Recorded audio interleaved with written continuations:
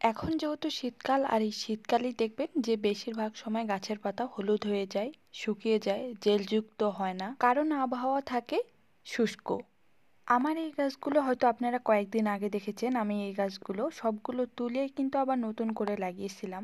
আপনাদেরকে দেখানোর জন্যই কিন্তু আমি এই গাছগুলোর ভিডিওটা রেখে দিয়েছিলাম, যে শুধুমাত্র উদাহরণ দেওয়ার জন্য আপনাদের গাছগুলো যাদের এখন হলুদ হয়ে যাচ্ছে, পাতা শুকিয়ে যাচ্ছে, তাদেরকে একটু যত্ন নিতে হবে।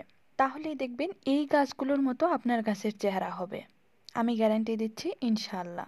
গাছের পাতা জেলযুক্ত না হওয়ার জন্য এবং শুকিয়ে আসার জন্য, আবার হলুদ হয়ে যাওয়ার জন্য অনেক কারণ রয়েছে। যদি রোদে দেন তাহলে গাছ হলুদ হয়ে যাবে, তবে এখন যেহেতু শীতকাল আর এই শীতকালে রোদে থাকলেও কিন্তু গাছের পাতা তেমন হলুদ হয় না। গাছ যখন ঠিকমতো খাবার পায় না তখন কিন্তু গাছের পাতা শুকিয়ে যায়, জেল হয় না। এরপরেও আরেকটি ডিপেন্ড করে অ্যালোভেরা জাতের উপর। কিছু কিছু অ্যালোভেরার জাত রয়েছে, আপনি যতই খাদ্য দেন যাই করেন না কেন, গাছের পাতা কখনোই জেলযুক্ত বা মোটা তাজা হয় না। আসসালামু আলাইকুম, welcome back to my channel tips and tricks with Nasrin. আশা করছি যে যেখানে আছেন ভালো আছেন, সুস্থ আছেন। চলুন তাহলে কথা না বাড়িয়ে শুরু করে দেই আজকের এই প্রস্তুত প্রণালী। আজকে আমি যে ঘরোয়াভাবে তরল সার বানিয়ে দেখাবো আপনাদেরকে, এটি আমি সেই ছোট্ট গাছগুলো থেকে শুরু করে বড় হওয়া পর্যন্ত আমি সবসময় এগুলো সপ্তাহে দিয়ে থাকি। আমি আশা করব আপনারা ওইভাবে দিবেন, দেওয়ার পর দেখবেন যে ইনশাল্লাহ আপনাদের গাছগুলো অনেক ভালো হয়ে উঠবে। তো আমি এখানে প্রথমে ছোট্ট একটি কন্টেনারের মধ্যে পানি নিয়ে নিয়েছি। এরপর কিছু ডিমের খোসা নিয়ে নিলাম আর সেগুলোকে হাত দিয়ে একটু ভালোভাবে কষলে নিয়ে গুঁড়া করে এখানে দিয়ে দিব। খুব বেশি গুঁড়া করতে হবে না, আমি যেভাবে নিচ্ছি সেভাবে নিলেই হয়ে যাবে। হালকা একটু ভেঙে নিলেই হয়ে যাবে। আর যদিও আপনারা গুঁড়া তৈরি করতে চান করে নিতে পারেন, এতে কোনো প্রকার কোনো সমস্যা নেই। এরপর আরেকটি উপাদান আমি নিয়ে নিব, আর সেটি হচ্ছে আলুর খোসা। এই আলুর খোসা বাসায় প্রতিদিন আপনারা সংরক্ষণ করতে পারেন, পেয়ে যাবেন, কারণ বেশিরভাগ সময় আলু প্রতি তরকারিতে তো দিতেই হয়। এরপর এখানে আমি আরেকটি উপাদান নিয়েছি, আর সেটি হচ্ছে শুকনো কলার খোসা। যেহেতু আমার কাছে এই মুহূর্তে কলার খোসা নেই, একদম কাঁচাটা, তো সেটা আমি নিতে পারলাম না। তো আপনারা চেষ্টা করবেন কলা খাওয়ার পরে যখন খোসাটা আমরা ফেলে দিই সেটি পানিতে ভিজিয়ে রাখবেন, আর অন্য দুটি উপাদানের সাথে, মানে যখন যেটা আপনাদের হাতের কাছে অ্যাভেলেবেল থাকবে তখনই সেটা করে ফেলবেন। এরপর অবশ্যই ঢাকনা দিয়ে ঢেকে রেখে দিবেন প্রায় 2 দিনের জন্য। 2 দিন পর দেখুন একদম পানির রং চেঞ্জ হয়ে আসবে। যে উপাদানগুলো রয়েছে ওই উপাদানগুলোর মধ্যে যে সকল নির্যাসগুলো থাকে বা উপাদান উপকরণগুলো থাকে সেগুলো সব পানির সাথে একদম ভালোভাবে খুব মিশিয়ে যায়। এখন আমি আপনাদেরকে ঢাকনাটা খুলে একটু খুব ভালোভাবে দেখিয়ে দিই। দেখুন উপরে কিন্তু একদম ফ্যানের মতো উঠে যাবে, যেহেতু এটা পার্মানেন্ট পদ্ধতিতে করা হয়। তো 2 দিন পরে দেখবেন এমন হয়ে যাবে, তবে এর বেশি দিন রাখবেন না, 2 থেকে 3 দিন এনাফ। এরপর রাখলে যেটা হয় যে গন্ধ একটা সৃষ্টি হয়ে যায়। যেহেতু আলুর খোসা এবং কলার খোসা যদি আপনারা দুটো উপাদানই কাঁচা দিয়ে দেন, বা আমি নিজেও দিই, তো এই দুটো উপাদান একেবারে পানির সাথে থাকা অবস্থায় যখন বেশি দিন হয়ে যায় তখন পচা দুর্গন্ধ সৃষ্টি হয়ে যায়, যেটা আমার কাছে ভালো লাগে না। তবে এরপর আমি যে কাজটি করব, একটি ছাঁকনির সাহায্যে খুব ভালোভাবে ছেঁকে নিব, পানিটা আলাদা করে নেব।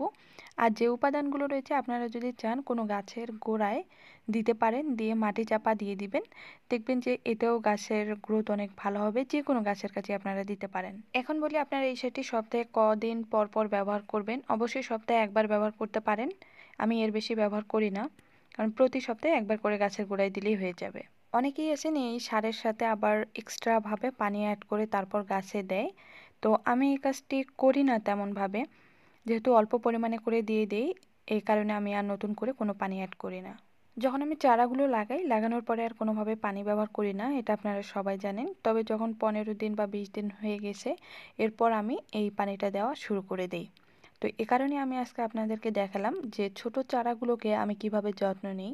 এখানে দেখুন আপনাদেরকে আমি দেখিয়েছিলাম যে মাত্র 2টি চারা বের হয়ে গেছে, এখন দেখুন এই চারাগুলো কত বড় বড় হয়ে গেছে। আর যে গাছটি থেকে চারা বের হয়েছে সেটিও কিন্তু একটি চারা গাছ, এটি একদম বয়স হয়ে গেছে তা কিন্তু না, আপনারা দেখেই বুঝতে পারতেছেন। আবার আমি আরেকটি গাছ দেখিয়ে দেই। এখানে দেখুন, এখানেও একটি ছোট চারা হয়েছে, এটি মনে হয় আমি দেখাইনি আপনাদের, হয়তো বা দেখিয়েছে বলতে পারতেছি না। এগুলো কিন্তু ছোট্ট ছোট্ট চারা গাছ, আর এই চারা গাছগুলো থেকেই আবার নতুন করে চারা দেয়। আর চারা দেওয়ার জন্য কি কি করতে হয় আমি আমার প্রত্যেকটি ভিডিওতে বলে দিয়েছি, যারা দেখেননি দেখে নিতে পারেন। যেখানে ছোট চারাটা রয়েছে সেখানে কখনোই পানি দিবেন না, তার অন্য সাইডে আপনারা পানি দিয়ে দিবেন, তা না হলে চারাটি পচে যায়, এরপর মরে যায়। কারণ যেহেতু অ্যালোভেরা গাছ একদম জেলযুক্ত সম্পূর্ণ, এখানে পানির তেমন দরকার হয় না। তো ছোট অবস্থায় এটি একদমই খুব বেশি পানি সহ্য করতে পারে না। আর এখানে আমি 4টি গাছ লাগিয়েছিলাম। এই গাছগুলোকে আমি আলাদা করে নিব 2 থেকে 1 দিনের মধ্যেই। কারণ এই গাছগুলো বড় হতে পারতেছে না এবং মোটাও হতে পারতেছে না। যেখানে একটি গাছ থাকার কথা সেখানে আমি 4টি রেখে দিয়েছি, তাও আবার একসাথে। হয়তোবা আমি সেপারেট না করলেও কিছুদিন রেখে দিব। আপনাদেরকে দেখাবো যে এই তরল সার দেওয়ার পরে গাছের অবস্থা কেমন হয় বা পাতাগুলো কেমন হচ্ছে।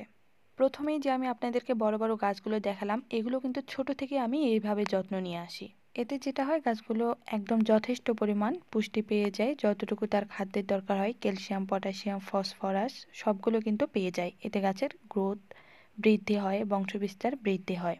আবার গাছগুলো থেকে চারাও দেয় খুব তাড়াতাড়ি। আজকে এই পর্যন্তই। ভালো থাকবেন সবাই। আল্লাহ হাফেজ।